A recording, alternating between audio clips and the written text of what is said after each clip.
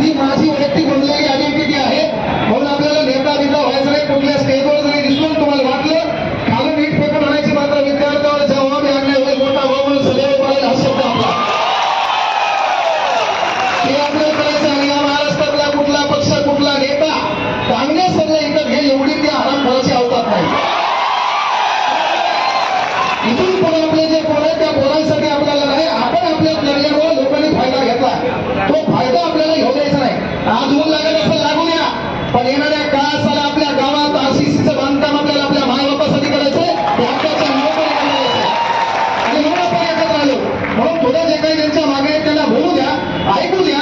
नंतर आपल्या मेन जे काही 15 मागण्या आहेत त्याच्यावर हायलाईट करायचंय आणि मग आपल्याला इथली सांगता करायची. म्हणून चिंता आहे, थोडी विनंती आहे की बाबा लढा आपला आहे, आपल्या हक्कासाठी आहे. इथं काही कोणी नेता व्हायला नाही, कोणी स्टंटबाजी करायला नाही.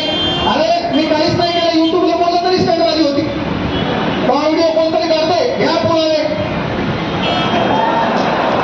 पण आपला पुरावा कॅमेरा तुमच्याकडे, डीआर तुमच्याकडे, बाप काय तिथं कॅमेरा घेऊन होता होता.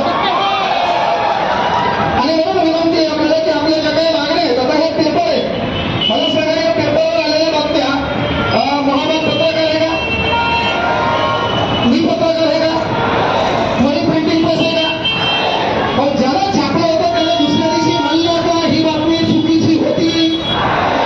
माझा पेपरवर तुम्ही उड्डाण पुलाच्या उद्घाटनाला आले, आम्हाला खरं वाटतं पण आपण येतो ना, त्याला तू एकटाची उलटी जास्ती काय, ही पेपरवरली बातमी खरी आहे समजून आम्ही समजतो पेपर फुटलाय. तुमचं काम होतं दुसऱ्या दिवशी झक मारा, या पेपरचं एक्सप्लेनेशन आम्हाला काय झालं म्हणून तुमचं म्हणून पेपर फुटला नाही, म्हणून आम्ही पेपर नाही फुटला. या महाराष्ट्रात लय अभ्यास करणारे लोक आहेत. काही काही जण